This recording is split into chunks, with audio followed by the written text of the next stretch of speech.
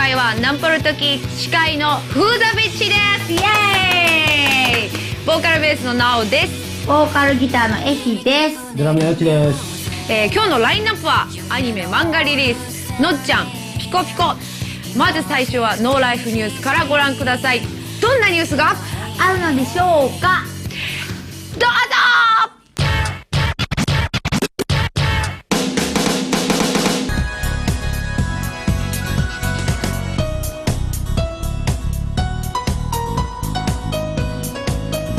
Alors Thierry, là on vient tout juste de sortir de la conf Nintendo et je tiens à dire que j'ai fait exprès de pas dormir pour préparer des vannes, mais manifestement j'ai pas besoin parce que t'as l'air d'en avoir gros. Ouais, j'en ai des gros sur la patate. Là pour moi la conférence c'est un fail mais épique. Je m'attendais à plein de choses, on n'a rien eu.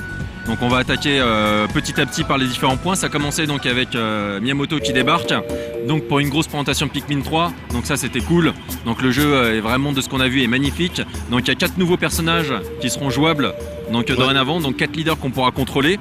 Donc ça c'est bien, il y aura des nouvelles fonctionnalités, on a un nouveau Pikmin, le Pikmin Rock, on a aussi la possibilité de créer des ponts, et puis il y a toute une interaction avec le gamepad de la Wii U, donc qui te permet d'avoir une map globale alors que tu joues, donc tu peux te déplacer rapidement du coup sur les différents coins de la map, donc clairement le côté stratégique va être vachement développé, et ça va être un vrai jeu gamer, c'est comme ça que je le sens sur Pikmin 3. Quoi d'autre, sinon pas d'Olimar. On n'a pas vu Olimar, donc il y a un secret qui est tenu là pour l'instant, donc on sait qu'est-ce qui s'est passé avec Olimar, etc. Donc au niveau du scénario, il y aura des petites révélations. Par contre, ce qui manque évidemment, c'est une date de sortie. Ouais. Donc là, on sait que la Wii U, donc ça a été confirmé, va sortir en fin d'année. On n'a pas eu de date de sortie, on n'a pas eu de prix, et on n'a pas vraiment eu de line-up non plus. En fait, on n'a pas eu grand-chose sur cette conférence. Donc juste après, on a eu une sorte de présentation sur le fait, genre on a énormément de jeux à vous présenter, on a 21 jeux en tout, ça fait beaucoup trop de choses pour une conférence d'1 heure, et donc du coup on va vous faire plein d'autres petites conférences à part, etc. mais en fait en 1 heure, on n'a rien eu. Donc clairement, c'est commencer l'E3 par cette conférence-là, puisque là le Convention Center va ouvrir, on commence avec genre un poids sur les épaules, quoi. Ouais, mais d'autant plus qu'il y avait eu donc la pré-conférence, E3, qui avait déjà grillé des choses. Mais pas tant que ça au final. Et là, avec cette conférence-là, et ensuite la possibilité de retrouver donc sur le site e3.nintendo.com plein d'autres conférences, plein d'autres trucs, notamment sur la 3DS. Au final, t'as l'impression que les mecs ils t'annoncent plein de conférences, mais ils sont où les jeux? Qu'est-ce qui s'est passé? Elles sont où les nouvelles propriétés intellectuelles? Alors, on en a eu une, on arrivera à la fin. C'était Nintendo, donc fallait s'attendre à du Mario et compagnie. Mais là, à ce niveau-là, c'était quand même triste. Mais il y a eu de la tristesse à d'autres niveaux également. Il y a eu de la tristesse à plein de niveaux. Donc on sait déjà, donc ils ont fait un petit peu comme pour Microsoft et Sony, ils ont annoncé des partenariats, mais sans les développer, donc avec Netflix, YouTube, Hulu, enfin des gros sites américains qui permettront d'avoir du contenu vidéo développé. Donc ensuite ça on verra plus tard. C'est une conférence en fait qui t'annonce qu'il y aura d'autres annonces. C'est ça, c'est cool. Ensuite, on a une présentation du gamepad de la Wii U, donc on l'a vu dans tous les sens, on a vu le double stick, on l'avait déjà eu un peu en main l'année dernière, donc maintenant on a vraiment la version finale. Ok. Par contre, grosse annonce, c'est que la Wii U donc, va supporter 2 gamepads. Voilà. Donc du coup, ce qui permet d'avoir un gameplay asymétrique encore plus profond, avec 2 mètres de jeu et ensuite des joueurs tout autour, et peut-être 2 mètres de jeu en concurrence avec les autres joueurs. Enfin, ça peut, il y a des possibilités. Ça veut dire qu'il y a des jeux qui nécessiteront de jouer avec 2 gamepads. C'est ça. Exactement. Ça le délire. Ok. Bon, on n'a pas eu vraiment de démonstration concrète sur cette utilisation-là une nouvelle fois, mais il y a cette annonce. Ensuite, ils ont reparlé du Miiverse, donc avec cette espèce de réseau social intégré à la Wii U qui permet d'accueillir des Mii de tous ses amis, etc. Et donc de partager avec eux des choses liées à leur vie de tous les jours, avec la possibilité de communiquer via des petites bulles de dialogue. On a aussi un partage sur des données de jeu. Il y aura aussi une intégration donc de petites thématiques, et également par exemple, ça c'était une présentation sur New Super Mario Bros. U. Donc la possibilité sur une map d'avoir des sortes de mini-records, etc. et d'essayer de battre des choses. Et même des indices façon du coup clairement Demon's Souls ou Dark Souls, des indices sur certains levels où ils disent attention, ce jump il est fatal, ou là j'ai roxé ce boss là, ou enfin des conneries comme ça, quoi. Donc, et aussi des sortes de petits temps. Donc il y a un petit côté, moi ça m'a fait penser au système d'autologue d'Electronic Arts, où sur les jeux de course on sait sur telle portion de course, enfin vraiment dans les détails, ce que ses amis ont fait. Et donc là, ce sera la même chose, mais dans le cadre des jeux Nintendo. Ensuite, quoi d'autre? On a vu les Yoshi, donc il y aura des Yoshi dans New Super Mario Bros. U. Mais que tu porteras pour le coup. Il y a plein de trucs sympas, donc on va y jouer là sur le salon, donc ça sera cool. On a eu une présentation aussi de quelques titres éditeurs tiers avec des grosses licences, par exemple Batman Arkham City Armored Edition. Voilà, alors ça, excellent, parce que, ça j'ai trouvé ça très sympa dans la mesure où, avec le gamepad, tu pourras faire tout un tas de trucs, genre faire péter des explosifs, tu places à plusieurs endroits de la mousse explosive et tu les fais péter au moment où ça va bien, gérer tes items, ton inventaire, tout ça, diriger grâce aux fonctions gyroscopiques, à l'accéléromètre, je sais pas quoi, ton bat-rank, ton batarang ou des conneries comme ça. Donc ça fait plaisir. J'ai trouvé ça léger. Moi personnellement, j'ai trouvé ça super léger. En gros, c'est des fonctionnalités d'écran tactile. C'est-à-dire, c'est un peu comme sur la 3DS au final. Genre avec ton stylet, tu tapotes, etc. sur l'écran du bas et il se passe des trucs sur l'écran du haut. Sauf que là, l'écran du haut, ce sera ta télé. Ouais. Donc, mais il y a pas, pour le coup, il y a pas vraiment de gameplay asymétrique. Non, c'est sûr. Mais quand ça concerne un gros jeu et un très bon jeu comme Batman Arkham City, on est quand même content. Mais effectivement, rien de foufou. On a eu aussi Scribblenauts Unlimited qui a été présenté. Ouais, mais là on n'a rien vu. Moi j'ai On n'a rien vu, tout ce qu'on sait en fait, qu'il y a en partage des créations, il y a aussi un mode multijoueur. Ouais. Donc voilà. Ensuite, il y a eu une série d'annonces sur des titres qui vont arriver sur la Wii U. On aura Darksiders 2, on aura Mass Effect 3. Donc c'est marrant parce que là, les conférences, ce qui est important, c'est de voir un petit peu les réactions du public. Ouais. Et donc là, les réactions du public ont été très tièdes. Et en fait, c'était triste. Il y a des moments là où les gens réagissaient, tombaient à plat et tout. Voilà, c'était sur les annonces de grosses licences. C'est-à-dire Mass Effect 3, là, parce qu'on adore Mass Effect. Ouais. Et ensuite, on a une nouvelle fois, on n'a rien vu. On a aussi Tank, Tekken Tag Tournament 2, on a Train 2, Ninja Gaiden 3, Alien Colonial Marines. Donc tout ça, en fait, c'est des jeux qu'on connaît déjà, qui sont déjà sortis, qui vont sortir, et sur du multiplateforme. Et voilà. On a aussi on a une présentation de Wii Fit You. Donc voilà, ça c'est pas tout à fait pour le public de Life. Avec le Fit Meter, il y avait des jeux qui semblaient quand même intéressants, avec le trampoline. Donc par exemple le trampoline, tu vois ton personnage sauter sur l'écran de la télé, et en fait avec le petit gamepad, tu peux viser précisément genre où tu veux atterrir de manière bien boostée. On a aussi un petit truc de luge, etc. Ça avait l'air sympatoche. Voilà. Vite F, mais concernant les éditeurs tiers, c'était surtout Ubi qui est revenu en fait et qui a refait parler de. Juste avant Ubi, il y a eu Signe. Ils ont présenté Signe. Crazy. J'ai rien à dire dessus. Non mais si, mais moi je dis alors, tu pourras chanter. Parce que d'habitude, normalement, quand tu chantes dans les SingStar et compagnie, t'es devant ton écran, et donc c'est en règle générale, t'es dans un cadre avec des amis, tout ça. Effectivement, t'as le micro, tu chantes, mais t'es devant l'écran, donc il n'y a pas d'interaction avec tes amis, et donc d'interaction avec le public. Tu vois ce que je veux dire? Là, grâce à ton gamepad, ton gamepad, visiblement, il sert simplement. Tu pourras te tourner vers tes amis, et du coup chanter devant eux. Et du coup, faire une mais c'est un écran de karaoké, t'as les paroles, voilà, genre sur le gamepad. C'est un écran de karaoké, exactement. Je comprends pas. Là, j'ai pas pigé. Ensuite, on a eu une petite présentation sur les jeux 3DS. Donc ça a été très rapide, puisqu'en gros, dans la conférence, ils nous ont annoncé on a plein de choses à dire, donc on va pas les dire là. On fera une conférence spéciale d'1 heure un peu plus tard. Donc on a eu quand même du New Super Mario Bros 2, donc qui a été annoncé pour le 19 août aux États-Unis, pour la France. Donc peut-être que l'info est déjà tombée là sur internet, mais là tout de suite, nous on l'a pas. On a également Paper Mario Sticker Star, donc avec la possibilité, il y a tout un système avec les stickers qu'on peut décoller sur les murs, et ensuite qui nous sert en fait d'items à utiliser en combat et in-game. On a aussi Luigi's Mansion Dark Moon qui était présenté avec sur Manoir, et donc tout ça sera disponible également à la fin de l'année. Mais il n'y a pas grand chose à dire, donc ça c'est vraiment des jeux, il faudra les essayer sur le salon pour ensuite pouvoir en parler un peu plus. Et quoi d'autre? On a eu Lego City.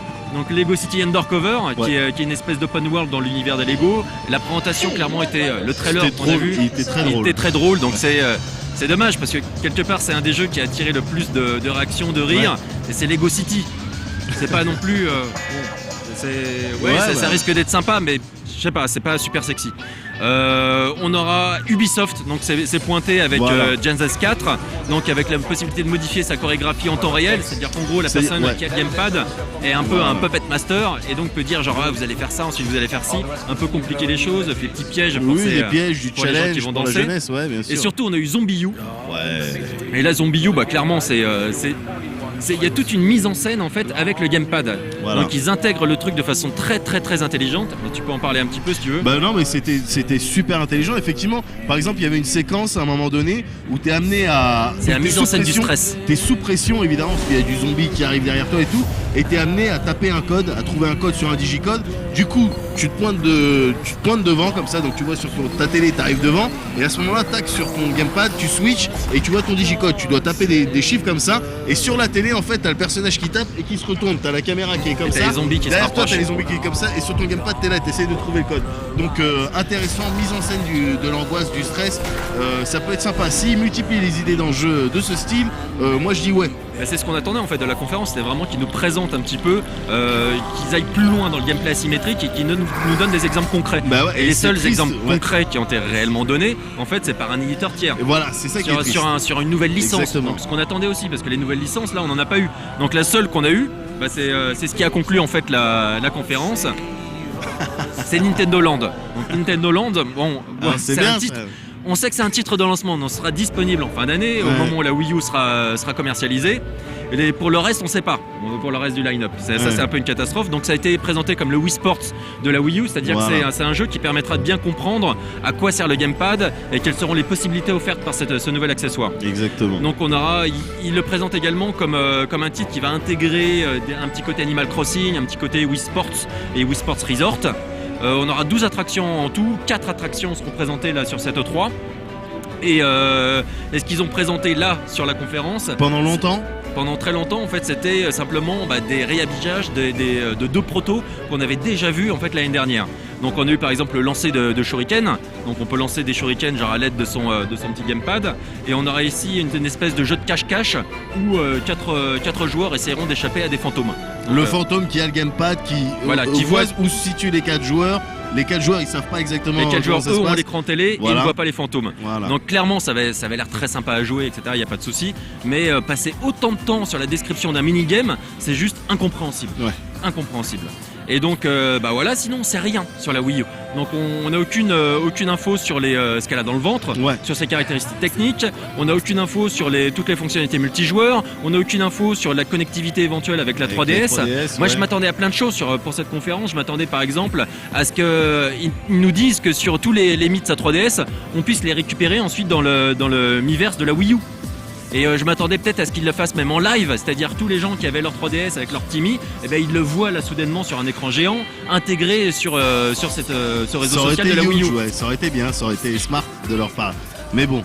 Et alors du coup, ok, Et c'est fini. En Là, attendant, non mais c'est fini, mais il y a encore les jeux qu'on doit tester, les jeux qui vont être disponibles sur le salon, donc il se peut qu'on ait d'agréables surprises, le paramètre fun étant en règle générale chez Nintendo relativement présent. Mais du coup, j'ai envie de te demander, en guise de conclusion, Thierry, est-ce qu'à partir de maintenant, tu vas faire partie des gens comme moi qui s'amusent à troller un petit peu Nintendo? Non, je vais pas troller Nintendo, mais je ferai partie des gens qui vont troller cette conférence-là de cette année de Nintendo, ouais. Bientôt, Et donc, soon enough. Donc on se retrouve la semaine prochaine du coup pour cette fois-ci plein de petits comptes rendus sur les différents stands Ouais. en direct de l'E3, puisque là le salon vient d'ouvrir.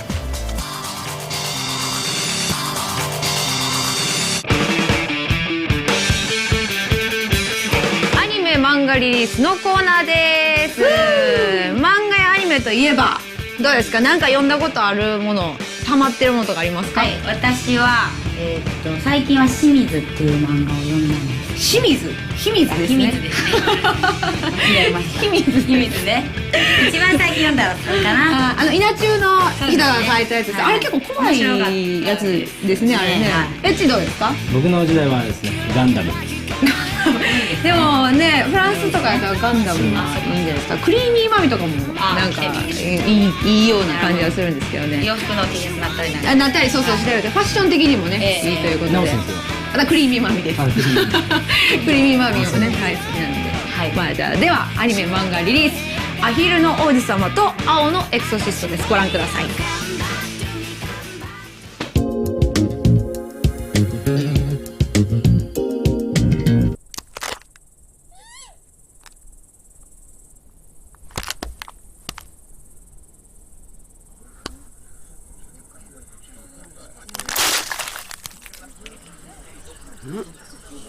ぷく connu du grand public, le réalisateur russe Gary Bardin n'en est pas moins un vétéran du cinéma d'animation. Depuis plus de 30 ans, il crée des courts-métrages engagés utilisant l'animation stop-motion d'objets, de marionnettes ou de pâte à modeler. Les plus connus sont ses adaptations ironiques et décalées des contes de Perrault, intitulés Le Loup Gris et le Petit Chaperon Rouge et Le Chat Botté.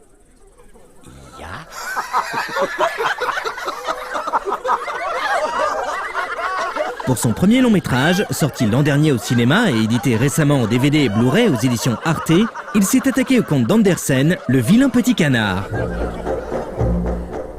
La trame de l'histoire reste fidèle au texte classique. Un coq, chef de la basse-cour, trouve un œuf qu'il va demander aux poules de couver. De celui-ci sort un vilain petit canard qui, malgré ses efforts, se fera constamment rejeter par tous à cause de son apparence. Finalement, il se révélera être un cygne et pourra enfin goûter au bonheur au milieu des siens.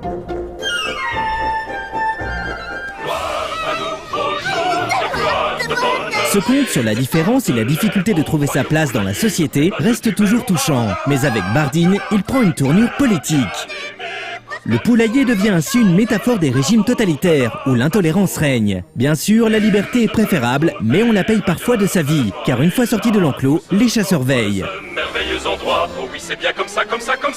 Le réalisateur accentue aussi la différence entre les personnages. Tous les volatiles sont des marionnettes à plumes, alors que notre malheureux canard, lui, est fait en simple pâte à modeler. Il aura fallu 6 ans au studio Steyer, fondé par le réalisateur, pour achever ce film comportant plusieurs chorégraphies dansées et chantées sur la musique des ballets de Tchaïkovski. Ce choix musical est très pertinent puisqu'il permet par exemple au vilain petit canard d'exprimer sa tristesse sur l'air du lac des cygnes. Quand d'autres ailleurs sont sottes et sans valeur. Côté technique, le Master HD utilisé pour ce Blu-ray est de bonne facture et la compression MP4 bien maîtrisée. On constate un réel apport de détails sur l'image, ce qui a aussi pour effet de révéler quelques petites faiblesses dans les prises de vue et l'animation. Le film est proposé en VF et VO russe sous-titré en DTS HD 5.1. Le doublage français est réussi. Chose rare, plusieurs chanteurs lyriques d'opéra ont été embauchés pour l'occasion, comme nous l'explique l'un des bonus.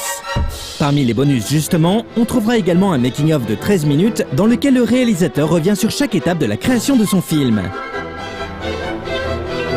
Même si elle fera certainement verser des larmes aux plus jeunes, nous vous recommandons chaudement cette adaptation du Vilain Petit Canard par Gary Bardin. Quant à cette excellente édition Blu-ray proposée à petit prix, elle est le support parfait pour découvrir la dernière œuvre de ce réalisateur engagé.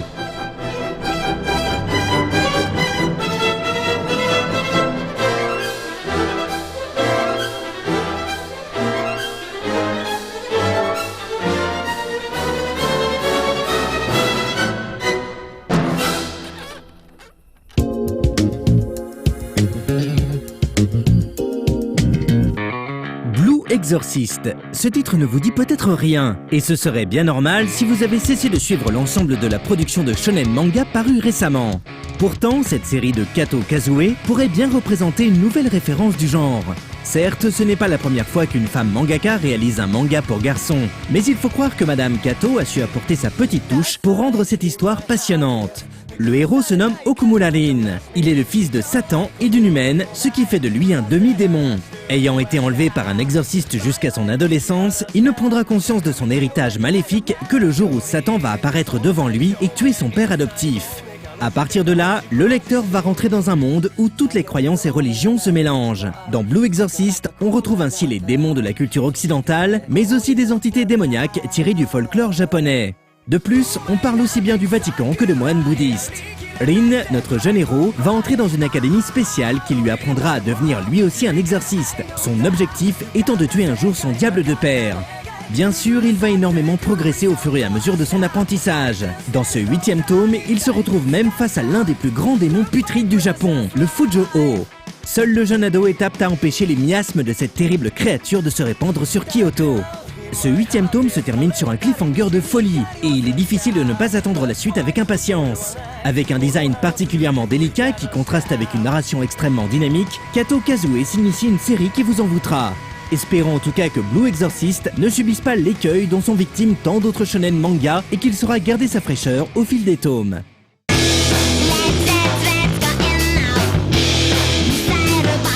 さて、オタクといえばこれ何ですかね、最近ちょっとオタクブーム私たちの事務所にもいますよね、オタクのおじさん。いますね。若干名いますね。お年寄りの方です。お年召してらっしゃる。一生懸命こうやってくれる。そうやってくれたりね。オタクやっぱこうハマり込むっていうこうのがあれなんですよね。まあオタクといえば。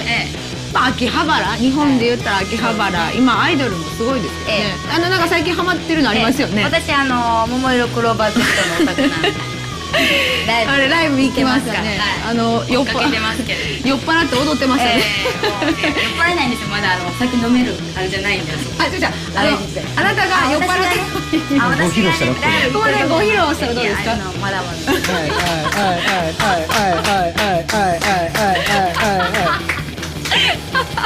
そういいですね。ちょっとじゃあライブで今度見せていただくということで、こういうことでね。それではのっちゃんのコーナーです。はい。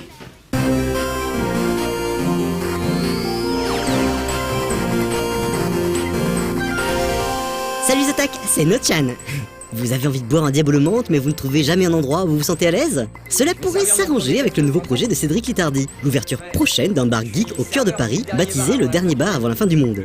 Une référence à Douglas Adams dès le nom du lieu, moi je trouve que c'est déjà un bon signe. Sans oublier le logo avec la tentacule rtulienne qui sort du verre. Oh, peut-être enfin un comptoir où j'aurais envie de m'accouder. Enfin si j'avais des coudes. Chris Bucky, qui tient le site de rétro gaming Turbo News, a fouillé dans ses cartons et nous offre aujourd'hui quasiment une pièce de musée directement sortie de 1990, il y a déjà, et oui, plus de 20 ans. À l'époque, pas d'autotube, un World Wide Web tout juste naissant, on y voit une sorte d'ancêtre de Super Play où le jeune homme enregistre sur VHS une partie de Megaman, premier du nom sur NES, où il commence la partie. Bien des souvenirs pour mes vieux pixels. Les jouets Transformers qu'on manipule dans tous les sens pour faire passer une voiture à un robot vaguement humanoïde, c'est bien. Une voiture qui se transforme toute seule, c'est encore mieux. Il manque plus que l'effet sonore si particulier des Transformers et on s'y croirait. Cette petite merveille a été créée par Kenji Ishida et la société JS Robotics. Je crois que je sais ce que je vais demander au Père Noël. Au Japon, le film Sadako 3D sort bientôt au cinéma. Si on ne va pas présumer de la qualité du film qui met en scène le personnage effrayant popularisé par les films Ring, la campagne marketing qui a lieu ces jours-ci dans les rues de Tokyo est plutôt sympa. Pour la fête des mères le 13 mai au Japon, de nombreux magasins demandent aux enfants des clients de faire un portrait de leur maman qui sera affiché dans le magasin. Évidemment, des adultes en profitent pour faire des dessins complètement débiles comme dans ces 7-Eleven. L'artiste italien Lorenzo Bravi a eu l'idée géniale de faire un robot qui dessine tout seul en utilisant un batteur à lait pour cappuccino sur lesquels il fixe des feutres. Des robots qui dessinent en tournicotant, ça existait déjà depuis un bail, et ça s'appelait les Drobots. Mais là, l'idée de Lorenzo permet à tout le monde de faire son propre Drobot en un tour de main. On termine avec les images d'une vraie tourelle à la Portal 2 qui suit sa cible et lui tire dessus avec la petite voix qui va bien. C'est un projet de fin d'études et faut espérer que ça le restera parce que sinon ça pourrait réellement devenir flippant. Allez, à la semaine prochaine les otaques.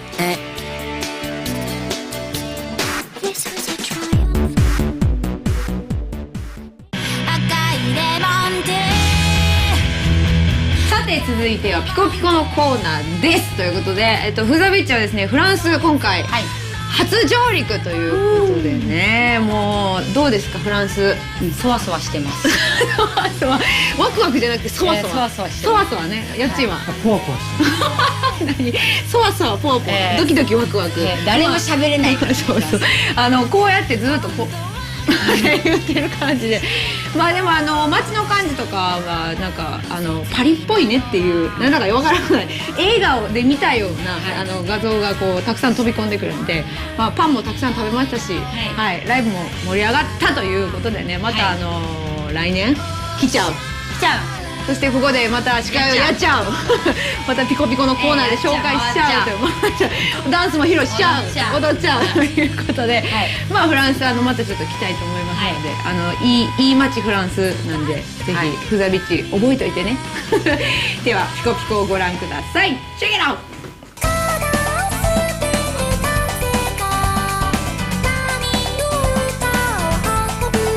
Bonjour et bienvenue dans ce nouveau numéro de Pico Pico. Vous avez dû le remarquer, la dernière fois il n'y a pas eu d'émission tout simplement parce que mon PC s'est crashé et même si l'émission était finie, je n'ai pas pu l'envoyer à temps. Donc le PC a failli mourir. Heureusement Cyril à distance a réussi à le réparer. C'est fou quand même la technologie.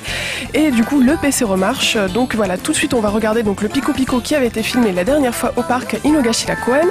Vous avez vu que j'ai mis une petite cagoule poisson pour l'excuse tout de même. Donc d'abord on aura les sorties d'albums, ensuite Megamix et tout de suite on commence avec les concerts. Hamauzu Masashi, le compositeur de musique de Final Fantasy XIII, était venu à Paris au printemps 2011 car on avait donné un concert où l'on jouait ses musiques. Il sera de retour cette fois-ci fin 2012, donc fin novembre et début décembre, pour jouer lui-même cette fois-ci avec son groupe Imeruat. Donc dans le groupe Imeruat, on retrouve la chanteuse Mina, originaire d'Hokkaido, avec qui il a sorti un album qui s'appelle Black Ocean, mais il y a aussi des musiciens qui ont participé aux musiques de Final Fantasy. Donc les concerts auront lieu non seulement à Paris, mais aussi dans d'autres villes de France comme Marseille, Lyon, Bordeaux et Lille. Donc les infos et les billets qui sont déjà en vente, vous pouvez retrouver tout ça sur le site de Wayo Records. Je serais bien arrivé en poussant une grosse boule, mais c'est pas possible malheureusement. Tout ça pour dire qu'on va parler des albums de Katamari sur PS Vita. Donc ça s'appelle Katamari no Vita, parce qu'en japonais le V et le B ça se prononce à peu près pareil, donc ça fait un jeu de mots avec le Katamari de la Vita, no Vita. Voilà, vous avez compris la blague. Donc Katamari no Vita, il y a 2 bandes originales qui sont sorties. Une qui est sortie fin 2011, donc sous forme de CD, où on retrouve les musiques tirées du jeu, donc avec la team de Namco qui font toujours aussi des trucs complètement fous sous la houlette de Miyake-yu, qui a carte blanche pour composer les musiques de ce jeu. Et on retrouve aussi d'autres personnes qui font des remixes ou qui ont déjà participé à d'autres jeux Katamari ou Nobi Nobi Boy, comme Sexy Synthesizer, ou encore, là c'est une première, la chanteuse Toki Asako, qui est une chanteuse de jazz et de pop, qui chante notamment avec To au Japon, qui est assez connue, qui fait des trucs vraiment sympas. Le deuxième album, par contre, n'est pas sorti sous forme de CD, mais uniquement sous forme digitale. Il vient de sortir et il est disponible sur les magasins de la pomme, on va dire, uniquement au Japon, aux États-Unis. Donc vous ne pouvez pas l'acheter malheureusement si vous avez un compte français, mais c'est assez facile de se fabriquer un compte américain ou japonais. D'ailleurs, vu les prix, je vous encourage forcément à commander ça sur le store américain où l'album coûte 5$ alors que sur le store japonais ça revient à 9€ à peu près, donc ça fait une grosse différence de prix.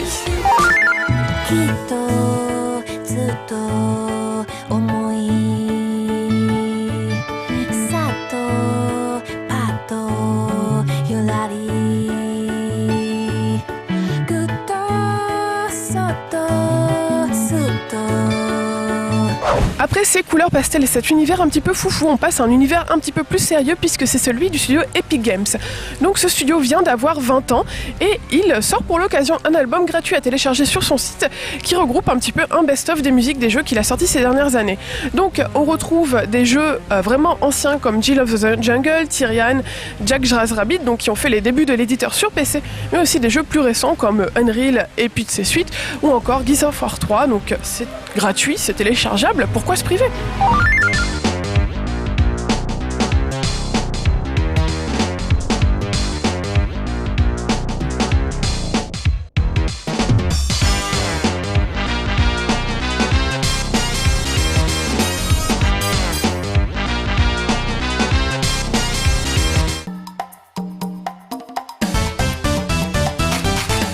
Cette semaine, on retrouve la rubrique Megamix et nous serons dans le club Mogra, enfin, la fameuse boîte d'Akihabara qui est spécialisée musique d'idol, d'animé, de jeux vidéo, etc. où Tom2 et ses amis jouent le plus souvent. D'ailleurs, vous pouvez les retrouver 2 jeudis par mois. Aujourd'hui, Tom2 va nous présenter une musique d'un jeu extrêmement connu, puisque c'est encore un jeu où avec des boules d'ailleurs, où on lance des boules, on attrape des animaux à l'intérieur, et je sais pas comment ils deviennent d'ailleurs quand ils sont dans les boules, c'est Pokémon. Konnichiwa, Game Song DJ の Tom2 です。本日は日本の秋葉原もぐらからお送りいたします。毎週ですね、ゲームソングリミックスを1曲ずつ紹介しているこのコーナーですが、今回の曲はこちらになります。こちらですね、ポケットモンスター。世界中でバカ売れしている、ゲームボーイのソフトなんですけれども、こちらの方の、ポケモンセンターの曲のリミックスになります。こちらですね、ZMix さん、ZMIX さんがですね、完全にダブステップにリミックスしているとからですね、過去にゲームソングのダブステップのミックスだけでアルバム2枚、リリースされております。その他にもですね、任天堂関連では、ルイージマンションですとかペーパーマリオ、マニアックなところですとドラゴンボールのスーパー武闘伝などといったゲームのですねダブステップを作っておりますので、そちらの方もよろしければ聞いてみてはいかがでしょうか。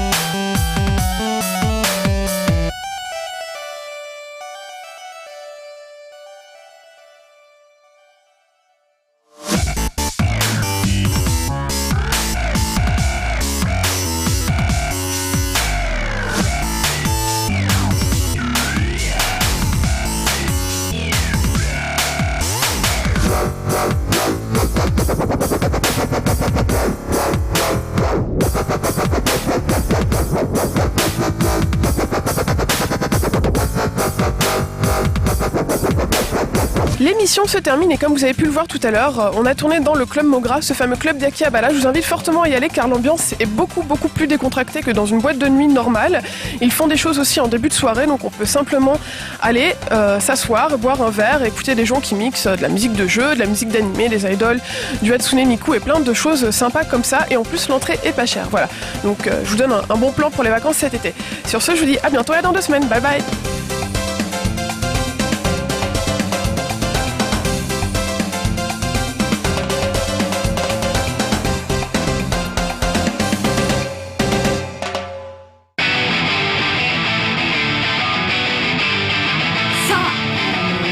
お別れの時間になってしまいました。早かったですね。はい。あ、泣いてる。メガネのかなみたいな。小芝居がね。あれなんですけれども、ノーライフの方では、私たちの曲「スーパースター」という曲を、の PV が、流していただいているということでね、これ、まだ順位がねまだもうちょっと低いんで、これはみんなが投票をしてもらってザビッチを1位にぜひともプロモーションビデオにミラーボーラーっていうその、アート集団のミラーボールをいっぱい飾り付けるっていうアート集団の人たちと一緒にコラボやってて、すごいキラキラしてて、とても綺麗でダンスハッスルで、みんなにねそわそわって踊ってほしいなと思うんでそうやね、ポチッとなでポチッとなで、で多分1位になったらまたフランスに来る機会もまたあるかなという、ぜひお会いしたいですから、お会いしたいで、そのスーパースターが入っている、アルバムがトイズというアルバムが、去年発売してまして、そちらの方がで配信してますので、ぜひそちらもダウンロードしてください。まあちょっと悲しいんですけれどもね、はい、ノーライフをご覧の皆さんほんまにありがとうございました。フーザビッチでした。またお会いしましょう。バイバーイ。